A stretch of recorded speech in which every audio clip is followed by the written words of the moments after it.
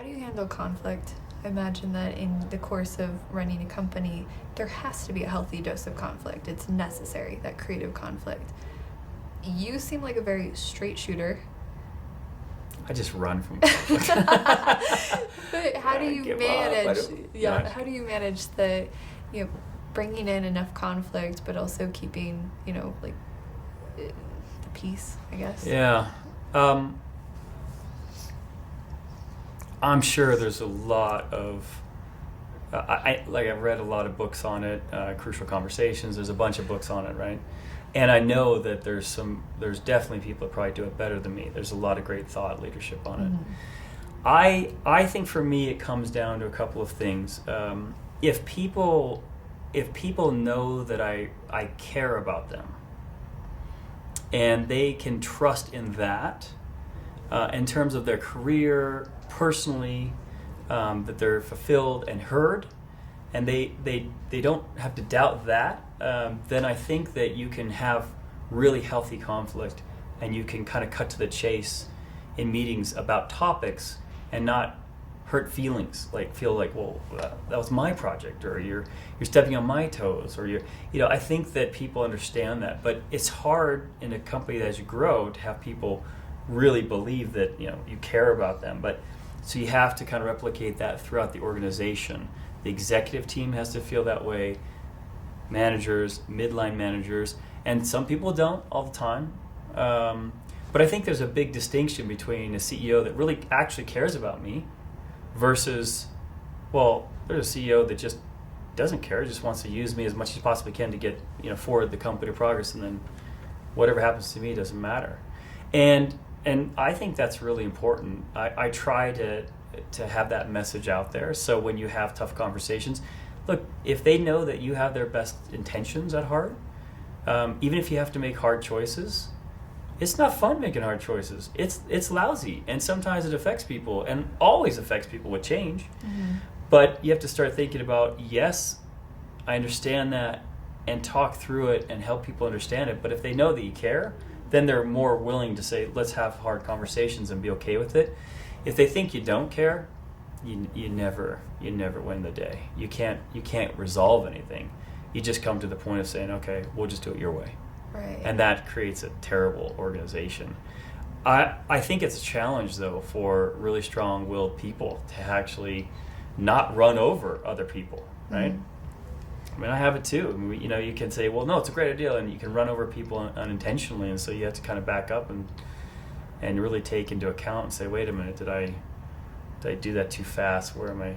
So part of trust is just being really transparent. So we have every quarter we have we changed it. We call it our all hands meeting. I think we changed the name a couple times, but everyone in the company comes down. We tell them what's happening in the company. Mm-hmm. So everybody sees numbers, what we've done well, what we haven't. There's transparency. There's no questions about, well, how are we doing? Do we hit quarter? How's sales? We go through all that. We talk about what's happening next, what we're trying to accomplish. And then my favorite part is the Q&A part. And I'm like, there's three answers. There's yes, no, or I don't know. But I'll tell you, and we'll talk about it. So a lot of things come up, but I think that's really important to say, look, I'm going to answer your question. I'm not going to dodge it. I love the just free form, just Q&A. People get up, and a lot of people don't want to, so we've instituted this anonymous question kind of thing. But I think that's the most important thing. If you can just try to say, look, I'm going to be honest with you. I'm going to tell you how it is and why. And you know what? We're going to get things wrong too. I'm going to make mistakes, and you have to own that. And I think if you say, yeah, I blew that one. I totally blew that one. I thought this, and I was wrong. Then people feel like, okay, they're honest about it. Yeah. Rather than having this ego of having to be something and always be right. Don't have all the answers. No.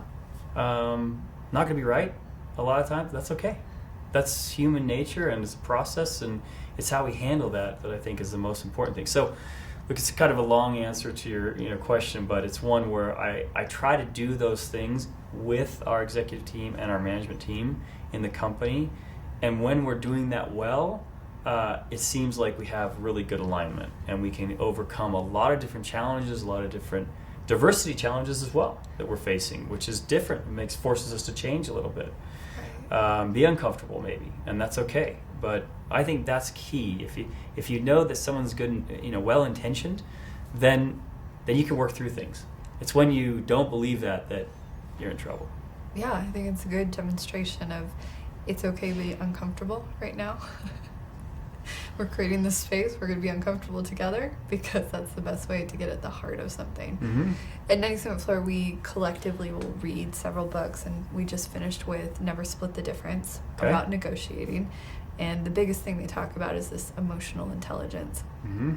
Being able to say, hey, I care about you. So much so, I'm going to tell you where you think you're coming in here, but you're actually coming in here. Let's talk about this. Mm-hmm. And then the next book we've already started reading is Radical Candor, where it's a great book. Yeah.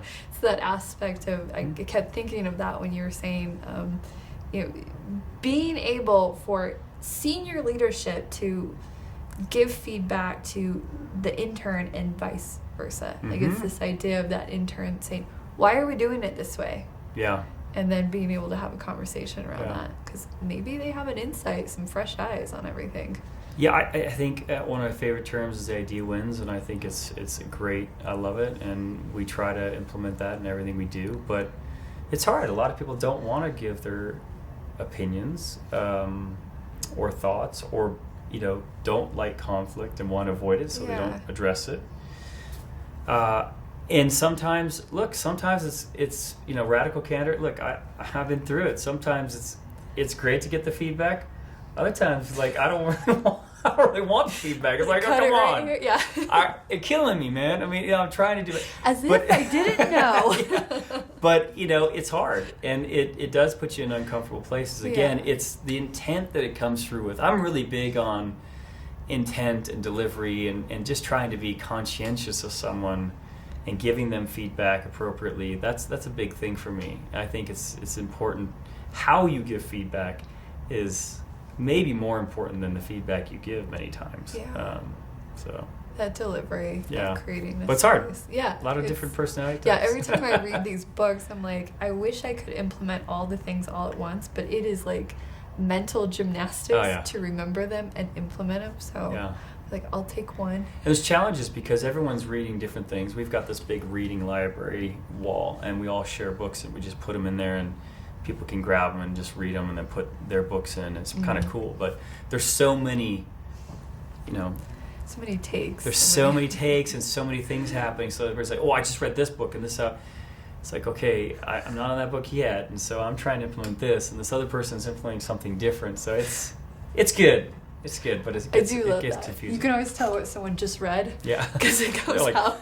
Race is really important. Yeah. Yeah. Here you go.